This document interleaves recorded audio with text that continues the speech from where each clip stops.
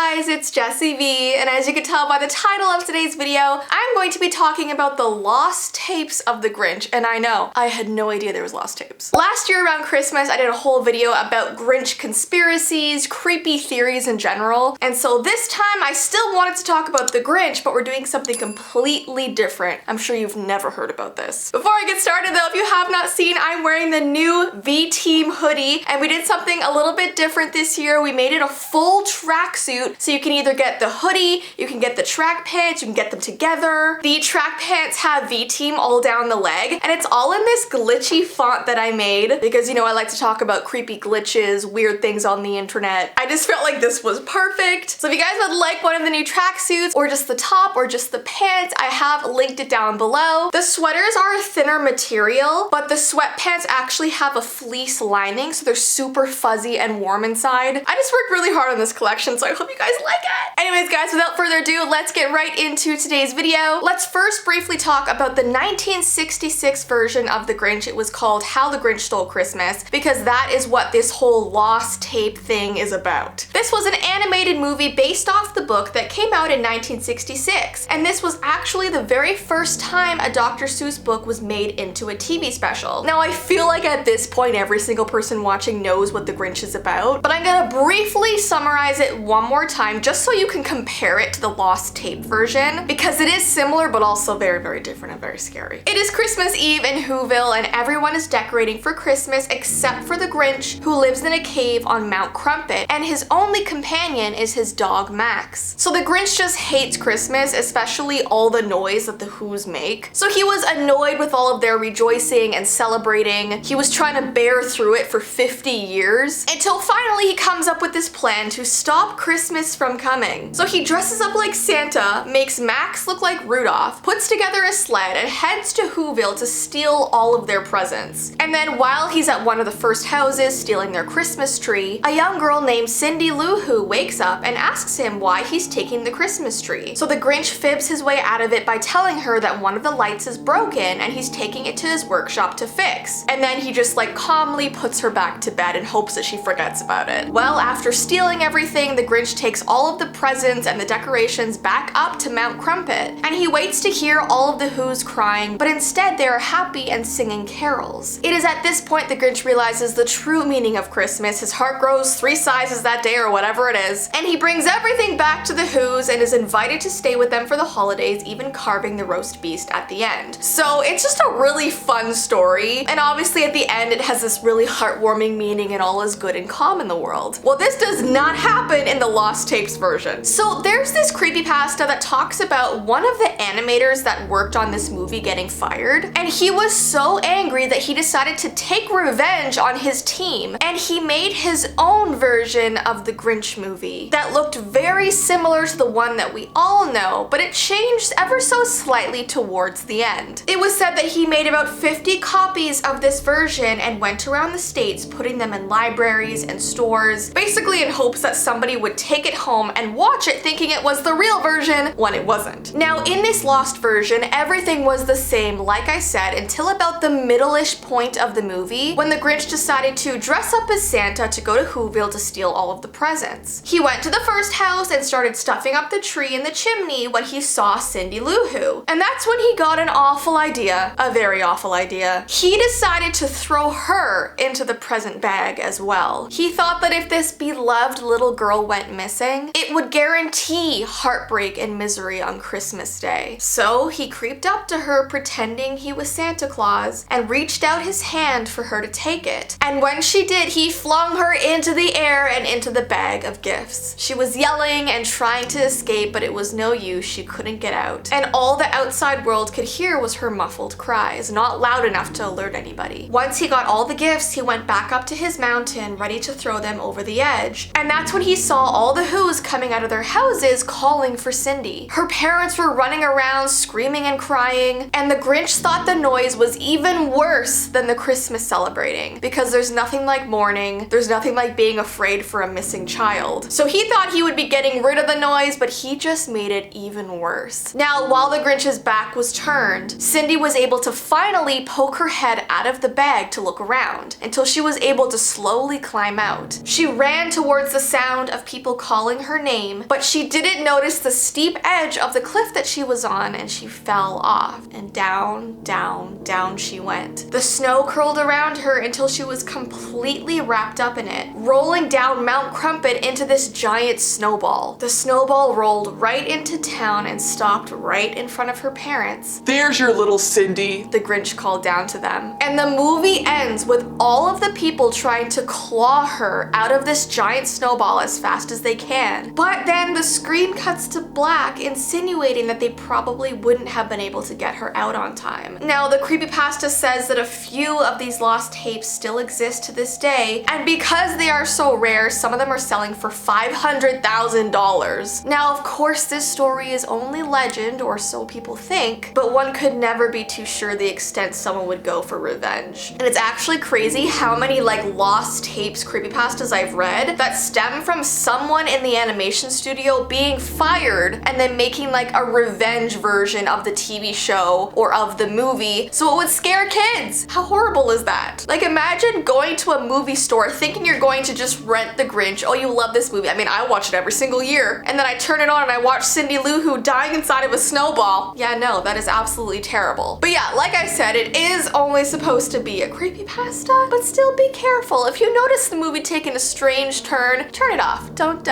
continue watching that. Comment down below which version of The Grinch is your ultimate favorite. I always love the Jim Carrey version, the live action version, and I'm probably gonna watch that this week now that I've done this video. But anyways, I hope you guys did enjoy this video. If you like the whole like lost tapes and lost episodes, I could do one about like Rudolph or Frosty the Snowman. I have seen those lingering around on the internet. So give this video a thumbs up if you would like me to do that. And don't forget, if you would like one of these new glitchy tracksuits, I have put all the links down below for you. And don't forget, we do have a small amount of Christmas mystery boxes left if you would like one. Now is the time if you want to get it for Christmas. But yeah, I hope you guys have an awesome rest of your day, and I will see you in my next video. Bye!